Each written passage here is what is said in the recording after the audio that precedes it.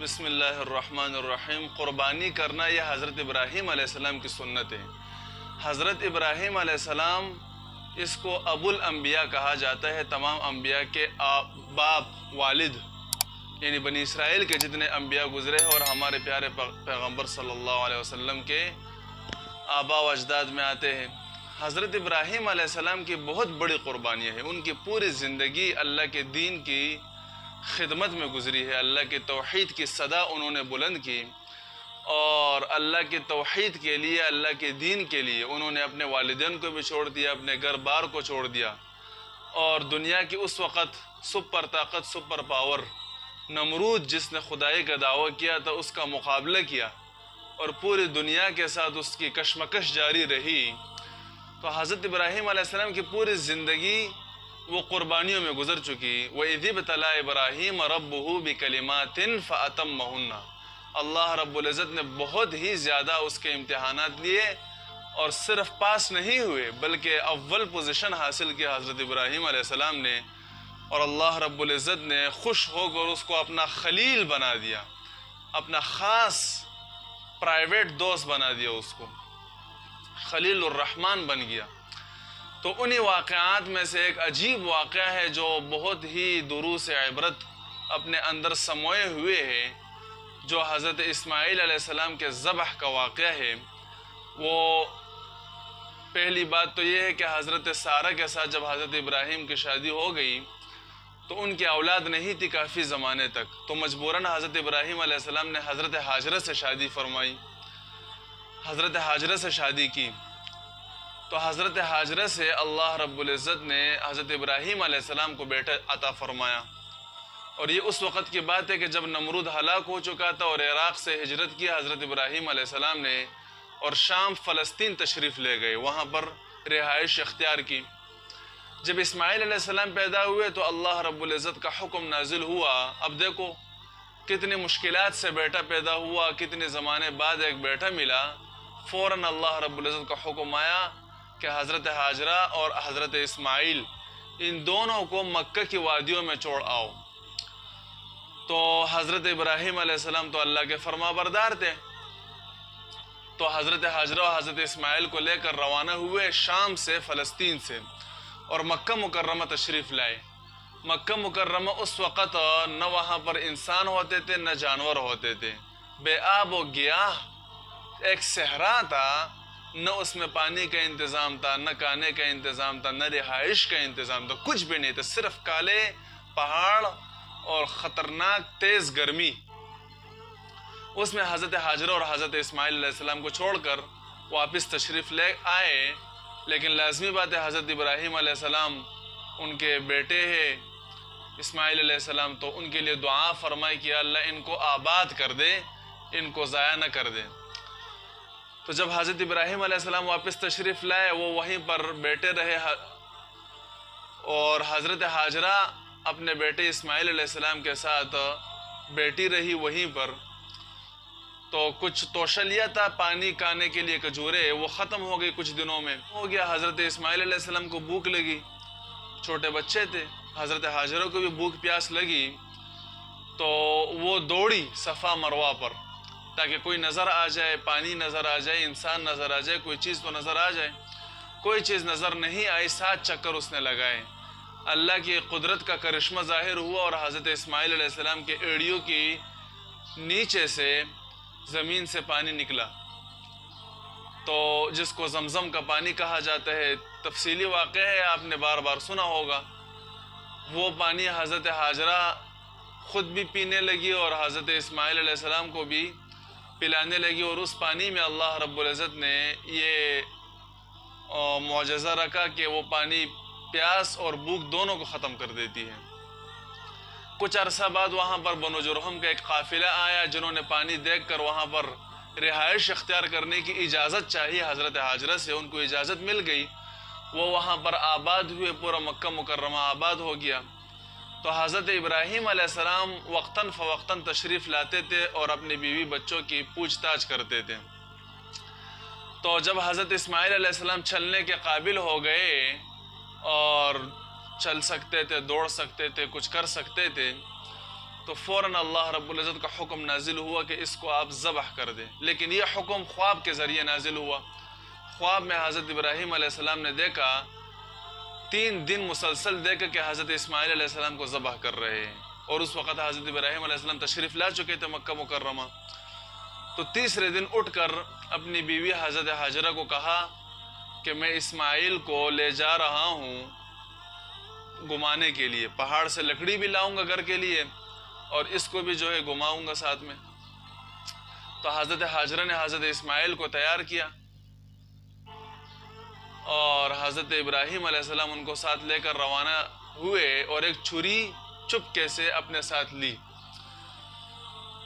تو راستے میں جب جا رہے تھے تو اسرائیلی روایات میں آتا ہے کہ ابلیس وہ انسانی شکل میں آیا حضرت حاجرہ کے پاس اور کہا کہ آپ کو پتہ ہے کہ آپ کے بیٹے کو کہاں لے کر جا رہے ہیں؟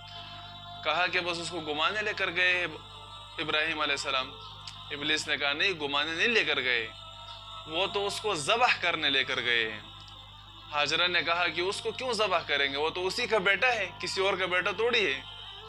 تو ابلیس نے کہا کہ نہیں، وہ اللہ رب العزت نے اس کو حکم دیا ہے کہ اس کو ذبح کرو۔ تو حضرت حاجرہ نے فرمایا کہ جب اللہ کا حکم ہے تو یہ تو اور بھی اچھی بات ہے، اللہ کا حکم ہے تو اللہ کے حکم پر ذبح ہو جائے، قربان ہو جائے، ہمیں منظور ہے، ہم خوش ہیں اس پر۔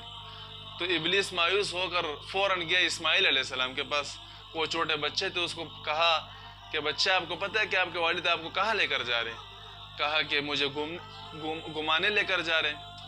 تو ابلیس نے کہا گھمانے نہیں لے کر جا رہے، آپ کو ذبح کرنے لے کر جا رہے ہیں۔ اسماعیل علیہ السلام نے کہا وہ مجھے کیوں ذبح کرے گا، وہ تو میرا والد ہے۔ کہا وہ تو آپ کے والد ہے لیکن اللہ کا حکم اس کو یہ ہے کہ آپ کو ذبح کریں۔ تو اسماعیل علیہ السلام نے کہا جب اللہ کا حکم ہے تو مجھے ذبح کر دے، میں خوش ہوں اس پر۔ پھر گئے حضرت ابراہیم علیہ السلام کے پاس ابلیس، اس کو کہا کہ آپ اپنے بیٹے کو ذبح کرنے لے کر جا رہے ہو خواب کی وجہ سے، وہ خواب آپ کو شیطان نے دکھایا تھا۔ ابراہیم علیہ السلام نے کہا کہ تو ہی شیطان خبیث لعین مردود، بھاگ جائے یہاں سے۔ تو حضرت ابراہیم علیہ السلام جب حضرت اسماعیل علیہ السلام کو پہاڑ پر لے گئے تو حضرت اسماعیل علیہ السلام کو کہا کہ بیٹے میں نے 3 دن تک یہ خواب دیکھا کہ آپ کو ذبح کر رہا ہوں، تو آپ کی کیا رائے ہے؟ چونکہ چھوٹے بچے تھے وہ، اسماعیل علیہ السلام نے کہا کہ جب اللہ کا حکم ہے تو آپ مجھے ذبح کر دے، لیکن مجھے الٹا لٹائے تاکہ میرا چہرہ آپ کو نظر نہ آئے اور دل نہ دکھے، آپ کا ترس نہ آئے مجھ پر، اور ذبح کر دے مجھے۔ تو جب اس کو لٹایا حضرت اسماعیل علیہ السلام کو ہاتھوں سے ان کو باندھ دیا، اپنی آنکھوں پر بھی پٹی لگا دی تاکہ نظر نہ آئے، چھری تیز کر کے جب اس کے گردن پر رکھی تو چھری نے حضرت اسماعیل علیہ السلام کو نہیں کاٹا۔ اتنے میں حضرت جبرائیل علیہ السلام تشریف لے کر آئے اور ایک کبش دمبا لے کر آئے بیڑ، اور فرمایا کہ اسماعیل کو چھوڑ دو اور اس دمبے کو آپ ذبح کر دے اس کے فدیے میں۔ تو حضرت ابراہیم علیہ السلام نے اس دمبے کو ذبح کر دیا۔ پھر اسرائیلی روایت میں آتا ہے کہ اس دمبے کو حضرت ابراہیم علیہ السلام اپنے گھر لے گئے اور ان کو کھا لیا۔ لیکن عبداللہ ابن عباس رضی اللہ تعالیٰ عنہ ارشاد فرماتے ہیں کہ یہ وہی دمبا تھا جو حابیل نے قربان کیا تھا، اور علامہ انور شاہ کشمیر رحمۃ اللہ علیہ فیض الباری میں فرماتے ہیں کہ یہی دمبا قیامت کے دن موت کی شکل میں لایا جائے گا اور حضرت یحییٰ علیہ السلام اس کو ذبح کر دیں گے، جنتی اور جہنمی دیکھیں گے کہ یہی موت ہے اور موت کو بھی موت آ جائے گی۔ تو بہرحال حضرت اسماعیل علیہ السلام کے بدلے میں وہ دمبا ذبح ہوا، تو اس کو اللہ رب العزت نے پوری امت کے لیے سنت قرار دے دیا کہ ہر سال بقرہ عید میں آپ لوگ قربانی بھی کریں اور یادگار کے طور پر حضرت حاجرہ کی وہ سعی صفا اور مروہ میں دوڑ لگانا وہ بھی کرے۔ حج کے جتنے ارکان ہیں تقریباً سب حضرت ابراہیم علیہ السلام کی یادگار کے طور پر منائے جاتے ہیں۔ تو بہرحال یہ حضرت ابراہیم علیہ السلام کی سنت ہو گئی۔ ایک سوال یہاں پر یہ کیا جاتا ہے کہ حضرت ابراہیم علیہ السلام نے جب چھری چلائی اسماعیل علیہ السلام پر تو چھری نے ذبح نہیں کیا اس کو، لیکن جب حضرت حسین رضی اللہ تعالیٰ عنہ پر چھری چلائی گئی تو اس کو ذبح کر دیا گیا، ان کے سر کو جو ہے الگ کر دیا گیا جسم سے۔ تو یہ کیوں ہوا پھر؟ تو اس کا ایک جواب تو علماء نے یہ لکھا ہے کہ اسماعیل علیہ السلام بھی نبی تھے، ابراہیم علیہ السلام بھی نبی تھے، دونوں پیغمبر تھے۔ اور حسین جو تھے وہ بھی پیغمبر نہیں تھے، اور جنہوں نے ان کو ذبح کیا وہ بھی پیغمبر نہیں تھے، اس وجہ سے چوری چل گئی۔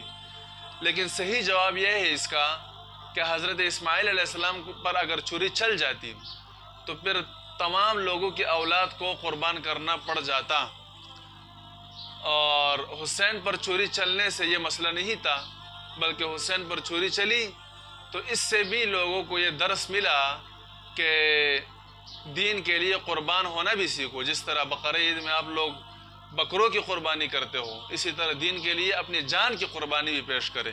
تو دونوں میں الگ الگ حکمتیں تھیں، اسی وجہ سے دونوں کے نتائج الگ الگ نکل آئے۔ ایک مسئلہ علماء نے یہاں پر لکھا ہے کہ اگر کوئی اپنے بیٹے کو ذبح کرنے کی نظر مان لے تو کیا وہ اس نظر کو پورا کرے گا یا نہیں؟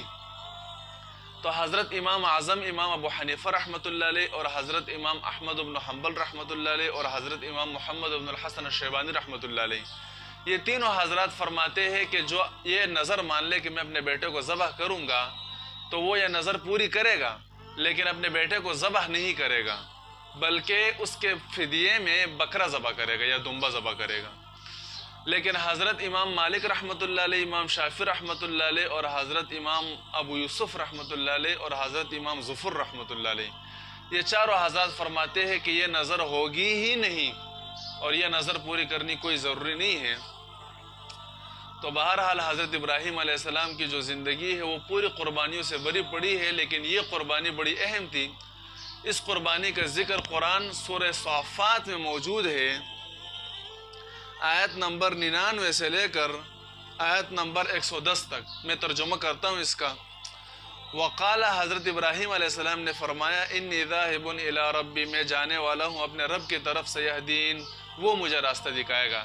یہ حضرت ابراہیم علیہ السلام کی ہجرت کا ذکر ہے، عراق سے جب انہوں نے فلسطین ہجرت فرمائی تو دعا کی حضرت ابراہیم علیہ السلام نے، رب، اے میرا رب، حب لی من الصالحین، مجھے نیک اولاد عطا فرما۔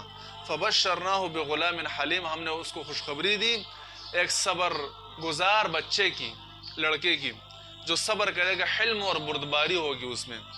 فلما بلغ معہ السعی، جب وہ پہنچا اس کے ساتھ دوڑنے کا، قالا، تو حضرت ابراہیم علیہ السلام نے فرمایا، یا بنی، اے میرے بیٹے، انی ارا فی المنام، میں دیکھتا ہوں خواب میں آپ کو، انی اذبحک، کہ میں آپ کو ذبح کر رہا ہوں، فانظر ماذا ترى، تو آپ دیکھیں آپ کی کیا رائے ہیں۔ قالا، اسماعیل علیہ السلام نے جواب دیا، یا ابت افعل، اے میرے والد محترم، آپ کرے وہ کام ما تؤمر، جس کا آپ کو حکم دیا جا رہا ہے، ستجدنی انشاءاللہ من الصابرین، آپ مجھے پائیں گے اگر اللہ نے چاہا صبر کرنے والوں میں سے۔ فلما اسلما، جب دونوں اللہ کے فرما بردار ہوئے، وتلہ للجبین، اور حضرت اسماعیل علیہ السلام کو لٹا دیا پیشانی کے بل، اس کو جبہہ کہا جاتا ہے اور ان کو جبینین کہا جاتا ہے، جبین، ایسے لٹا دیا اس کو۔ ونادیناہ، اور ہم نے اس کو آواز دی، ان یا ابراہیم، اے ابراہیم، قد صدقت الرؤیا، آپ نے سچ کر کے دکھایا اپنے خواب کو، انا کذالک نجزی المحسنین، یقیناً ہم اسی طرح بدلہ دیتے ہیں نیکی کرنے والوں کو۔ ان ھذا لہو البلاء المبین، یقیناً یہ بہت واضح آزمائش تھی۔ وفدیناہ بذبح عظیم، اور ہم نے اس کو فدیہ ادا کیا ایک عظیم قربانی سے۔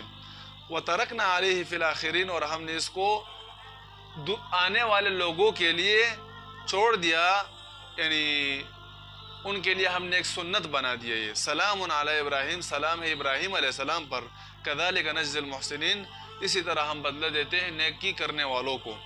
سوال یہ ہے کہ حضرت ابراہیم علیہ السلام کو ڈائریکٹ وحی کے ذریعے کیوں نہیں بتایا گیا، خواب کے ذریعے کیوں بتایا گیا؟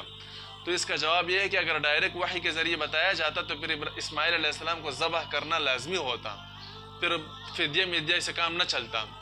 خواب چونکہ اس میں تعبیر کی گنجائش ہو سکتی ہے، خواب کی جو تعبیر ہوتی ہے، خواب میں آپ نے ایک چیز دیکھی، تعبیر دوسری چیز کی نکل آ جاتی ہے، تو اس طرح ہو سکتا ہے۔ اس وجہ سے خواب میں اللہ رب العزت نے دکھایا تو خواب میں ذبح کیا، اور حقیقت میں ذبح نہیں کیا تو کوئی مسئلہ نہیں ہے، لیکن اگر وحی کے ذریعے ڈائریکٹ بتا دیا جاتا کہ ذبح کرو تو پھر ذبح کرنا لازم ہوتا۔ دوسری بات یہ ہے کہ خواب میں یہ نہیں دکھایا گیا تھا کہ بیٹے کو ذبح کر دیا، بلکہ یہ دکھایا تھا کہ بیٹے کو ذبح کرنے کی تیاری فرما رہے تھے، اسی وجہ سے ذبح نہیں کیا۔ تو بہرحال یہ تفصیلی واقعہ ہے، اور اس میں اصل عبرت اور درس ہمارے لیے ہے کہ دین کے لیے ہم ہر قسم کی قربانی کے لیے تیار ہو جائے. جیسے ابراہیم علیہ السلام اپنے اکلوتے بیٹے کو قربان کرنے کے لیے فوراً تیار ہو گئے اللہ کے حکم